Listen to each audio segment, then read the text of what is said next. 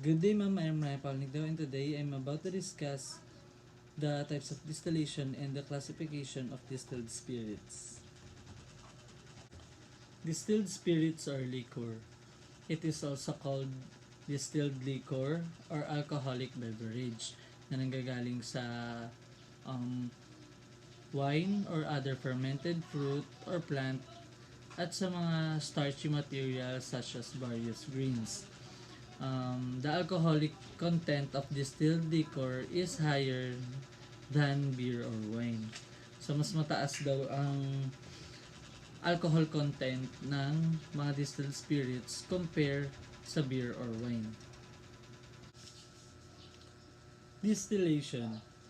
Ito ang process ng paghihiwalay ng mga sangkap mula sa liquid mixture through vaporization and condensation base sa iba't ibang volatility of components in the mixture. So when we say volatility, ito yung changing readily of liquid or solid into vapor. So ito yung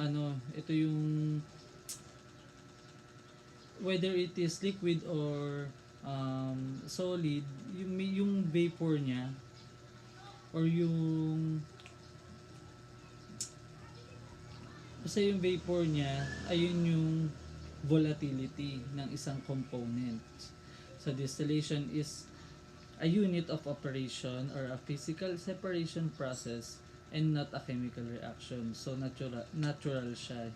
Hindi siya effect ang chemical reaction.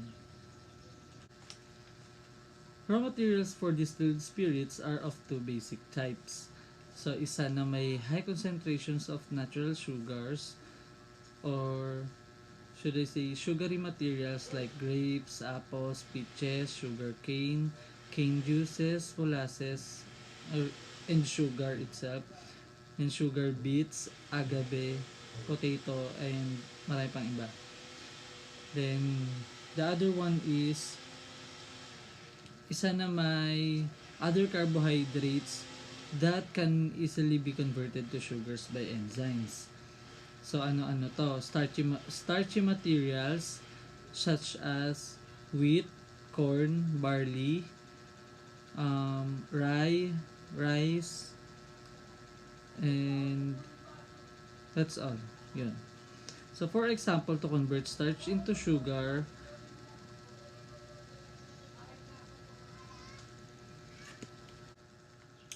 so, for example, to convert starch into sugar at lalo na sa pagiging ethyl alcohol, yung amylases or yung parang laway ng mga starchy materials, kino-convert siya into sugar. So, yeast has a complex enzyme system that converts sugar into carbon dioxide and a multiplicity of other products including ethyl alcohol. Reduced activity of enzyme in the system distorts the results.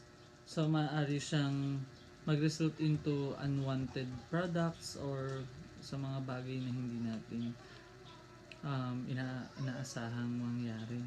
O madalas siyang mostly sa temperature, power of hydrogen and acidity. So, ayun yung madalas na magkakaroon ng effect kapag na bawasan natin or yung enzyme or yung reduced activity ng enzyme sa distillation.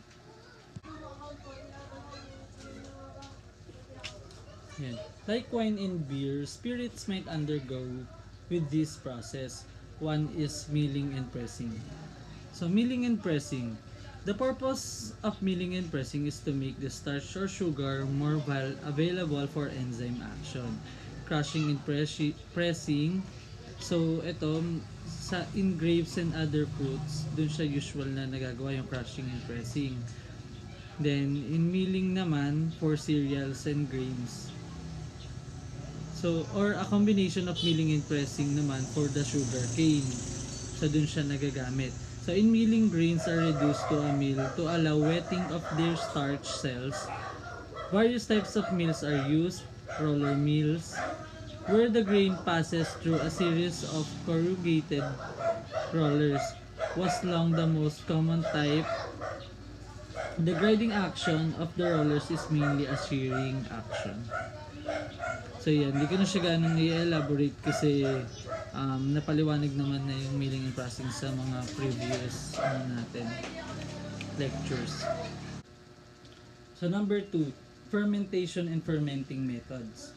So in fermentation, simple sugars including dextrose and maltose are converted to ethyl alcohol by the action of yeast enzymes. So several intermediate compounds are formed during this complex chemical process before the final ethyl alcohol is obtained. So ayun, ito um, um, this process para makuha yung final ethyl alcohol, ano yun, i-ferment siya or parang ibuburo ganun or parang i-benching ganun sa baking. Then yeast functions best in a slightly acid medium, and the prepared grain mash, fruit juice, molasses, or other mixture must be checked for adequate acidity. So the previously prepared yeast is then added and final dilution of the mixture is made. The final concentration of sugar is adjusted so that the yeast fermentation will produce a finished fermented mixture containing between 7 and 9% alcohol. So number 3 is the distillation process. So in distillation, we have 3 types. Number 1 is the pot still, the continuous still, and the rectification still. So in basic distillation apparatus, it consists of 3 parts. So number 1 is the still or retort. So ito yung for heating the liquid. Then number 2 is the condenser for cooling the vapors. Then the receiver for collecting the distillate. So ayan, I will show you the 3 types of distillation process. So yung mga yung ginagamit na aparatos, yung mga ginagamit na aparatos sa pagkuha ng distillate. So yan, number 1 is the pot still. So pot still, the simple pot still is a large enclosed vessel heated either by direct firing on the bottom or by steam coils within the vessel, with a cylindrical bulb at its top leading to a partially cooled vapor line. The bulb and vapor line separate entrained liquid particles from the vapor on its way to the final condenser. So ayun, I will show you how it goes or kung papaano nakukuha yung distillate sa pot still. So ayan, in continuous still naman, the continuous still, which came into use in the early 19th century, consists of a tall column filled with perforated plates onto which water-rich vapors condense while alcohol-enriched vapors pass through. And these plates thus serve as a series of small pot stills, one on top of the other live steam, as the heat source is fed into the bottom of the still and the liquid to be distilled is fed near the top. Steam pressure holds the liquid on the plates, and with any flavor caught by the plate below, the liquid level on each plate is maintained. So, and this is how it goes. As you can see in the picture, ayan, yung number 1 is wash. So, ayan, yung mga component substances, ayan, ayan, mag-wash. Then next is steam. Then while steaming, inaabsorb siya ni number 3 yung liquid palabas, while the vapor naman is dun kay number 4, yung alcohol vapor, papunta siya sa kabilang still. Then 5 is the less volatile, yung yung vapor nung liquid and solid components. Ayun, nire-recycled na niya. Then number 6, yung number 6 naman na tube, ang ina-absorb niya is yung most volatile components, yung parang yung ayun nga, yung 'di ba sa number 5, yung volatile niya tapos yung vapor pa, yung parang as in pinakapuro niya. Para makuha yung spirit. Number 7 na yung lalabas siya. Then ayun yung spirit na nakuha. Yun yung ginagawang natin, yung mga alak, ganun. So yan, number 3 is the rectification still, or the purification or refinement of a substance by repeated or continuous distillation. So ayun, parang na-distill na siya, then i-distill pa uli siya. So ganun yung rectification, para yung as in purified yung makukuha mong spirit or distill. So rectification is the process of purifying alcohol by repeatedly or fractionally distilling it to remove water and undesirable compounds. So yun, as what I have said. The fermentation mixture primarily contains water and ethyl alcohol, and distillation involves increasing the percentage of ethyl alcohol in the mixture. Water vaporizes very easily, so if no proper care is taken, the distillate of a fermentation mixture will contain unacceptably large quantities of water. Ayun, magiging matubig siya kung hindi proper yung, or wala tayong proper care sa pag-distill nung fermented material natin. Ayan, the fermentation mixture also contains small quantities of complex constituents that can contribute to the flavor of the product, even if they are present only in ppm concentration. It is important to retain those components that make a positive contribution to the product and to remove those that are unwanted. The ones that remain to the product are called congeners, and the congener level is controlled by the particular rectification system and by the system's method of operation. So ano nga ba yung congeners? Congeners are biologically active chemicals which exert an effect on the body or brain. So ito yung nagbibigay sa atin ng hangover. So yun, dahil sa rectification, parang mas piniprevent niya yung yung pagtaas ng congeners sa alak. So fourth process is the aging. So in aging, the term age refers to the actual duration of storage, while maturity expresses the degree to which chemical changes occur during storage. One method of classifying distilled liquors is as aged or unaged. Aged products are predominantly whiskeys and most rums and brandies. White oak is one of the few woods that can hold liquids while allowing the process of breathing through the pores of the wood. The pore size of the wood is such that small molecules such as water move through the wood more easily than larger molecules such as alcohol. This breathing process is caused by temperature and humidity differences between the liquid in the barrel and the air in the warehouse. So ayun. Ayan, yung barrel na yan or yung oak wood na yan, ayan yung parang diyan pinatatanda yung mga distilled spirits. So ayan, I have a link na nilagay diyan. Tapos ayan, pagka-kinlik yan, mapapanood nyo po yung video about how to age and distilled spirits. Yeah, distilled spirits nga.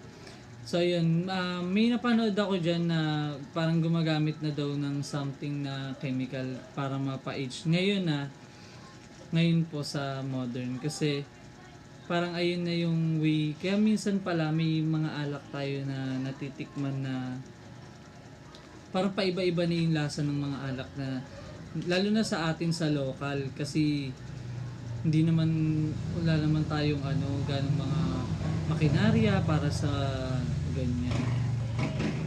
So yun, yung nilalagay daw na chemical na yun, sa pagpapatanda ng mga distilled spirits, may effect din sa katawan natin. Ayun, mapapanood dyan sa video na yan, sunod-sunod yun pagka kinlik yan, may mga ano na, related about sa health natin. Lastly is the blending. So blending is another method of obtaining a balanced product with precise flavor characteristics. So different siya in mixing. It's not about mixing. Kasi sa blending, ang blending is some spirits go through a blending process whereby two or more spirits of the same category are combined. This process is not the same as mixing since the blended spirit remains of the same specific category of its component. So dito yata pumapasok yung liqueurs. Maari yung kasi ngayon 'di ba meron na tayong for example neto siguro yung the bar pink gin ganun 'di ba? Gin siya but hinahaluan siya ng flavor para mas ma-enhance yung yung lasa ng spirit or nung distillate rather. Lastly is the packing or the bottling or everyone is familiar naman about this. So number one example is yung 'di ba gin from distillation process to aging then blending. Kasi yun nilagay na siya sa bote ng 4 kantos. So ayun yung example niya or ito yung bottling is the way how we put the distillate in container or jars, something like that. So distilled spirits react upon exposure to many substances, extracting materials from the container that tend to destroy the liquor aroma and flavor. Glass, being non-reactive, has been the universal container for packaging alcoholic liquors. A few products are now packaged in plastic bottles. Packaging economics require containers that are standardized in size and shape and that lend themselves to automatic processes. So yun nga lahat naman ng pagbabataling na siguro ngayon ng mga company ng mga Sanmi, ganun. Talagang na siguro factory na yung nagre-repack. So yun, ang number one talaga na ginagamit is glass. Pero ngayon bihira, basta sabi dito, meron na daw na nakalagay sa plastic bottles. Pero parang wala pa naman ako ngayon nakikita na alak na nakalagay sa plastic bottle. Mas usual talaga or common yung nakalagay sa bote. So let's proceed na in the types of base distilled spirits. So types of distilled beverages. So number one is whiskey. It was made up from cereal grains. And its ABV or the alcohol by volume is 36 to 50%. The next is rum. So yung mga rum, ano bang example ng rum natin dito? Mga tanduay. Yun. It was made up of molasses or in the sugar cane from the distillation process of sugarcane. Then ABV is 40 to 55%. Then the next is vodka from cereal grains then or some potatoes, then 40% kanyang ABV. Then gin is from the juniper berries, 68 to 76%. Then brandy from the fruit juice, so 40 to 50%. Then the tequila came from blue agave or made up of blue agave, 31 to 55% ABV. Then liqueurs, infusion of flower or wood with alcohol, so 15%. Then next is the eau de vie, came from the ripe fruits. Ayan. Paliwanag natin isa-isa. Ano lang po ito, yung ano lang po to, pahapyaw lang kasi yung mga next reporter mas i-elaborate pa po nila to isa-isa. Then number 1 is the whiskey. Whiskey is a type of distilled alcoholic beverage made from fermented grain mash. So different grains are used for different varieties including malted barley, malted dry wheat, buckwheat, and corn. A whiskey is typically aged in wooden casks made generally of carved white oak.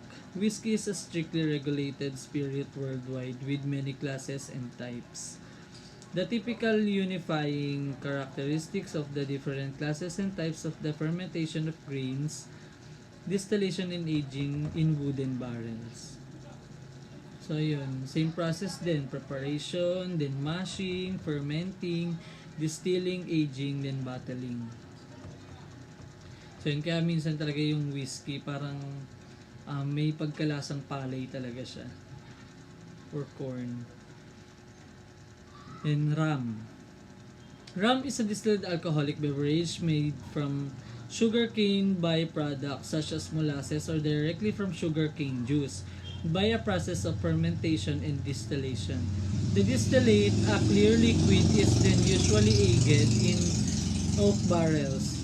The majority of the world's rum production occurs in the Caribbean and Latin America. Rum is also produced in Austria, Spain, Australia, New Zealand, Fiji, Mexico, Hawaii, and the Philippines, India, Reunion Island, Mauritius, South Africa, Taiwan, Japan, United States, and Canada. Yan, from raw materials naman, directly na fine-ferment siya. Then proceed to distillation, then aging and mixing.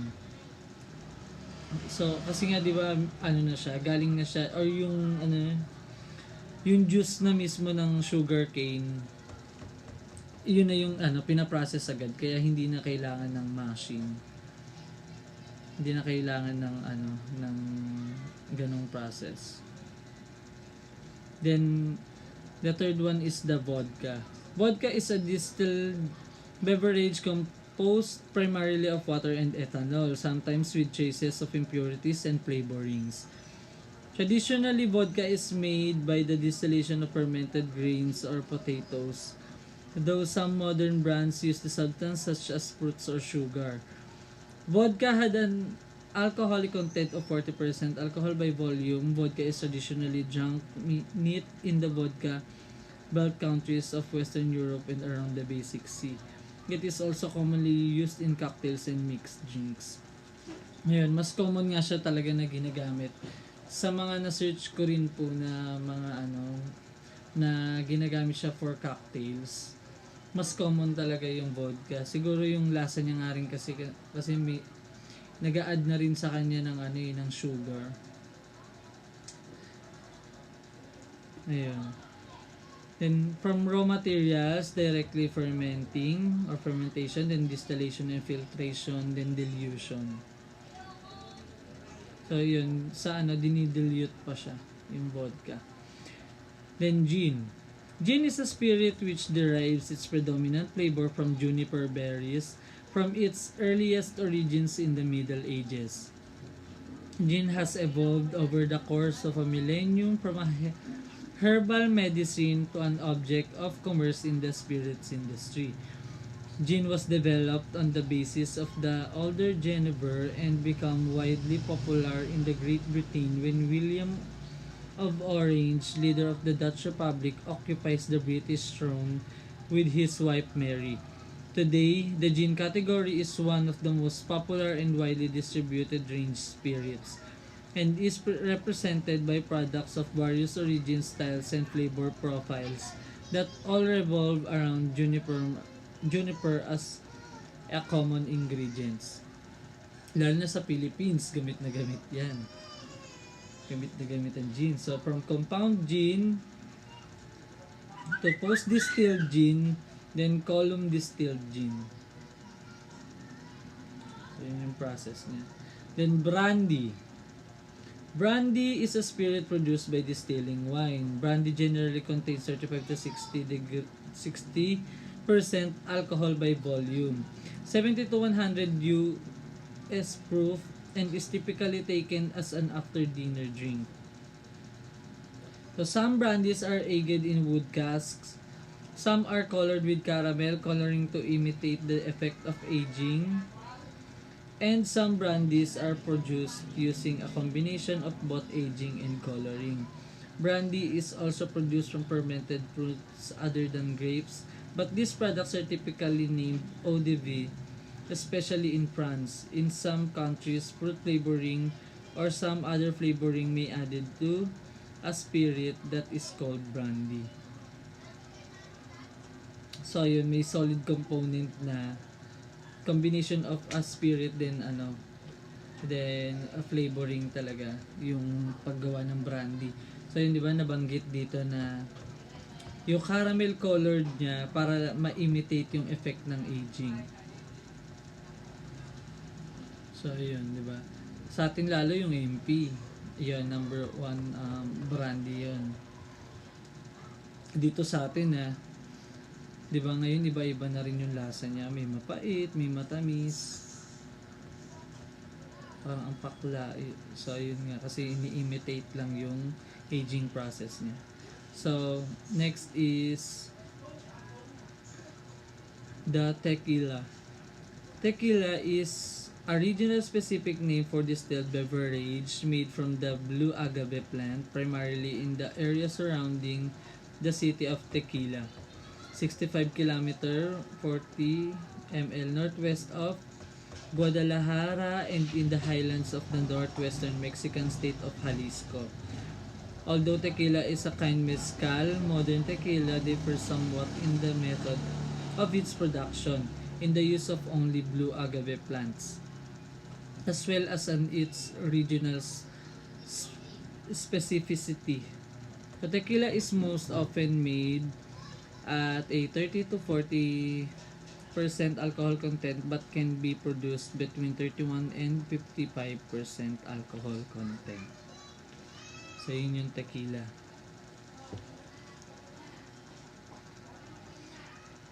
Then the liqueur.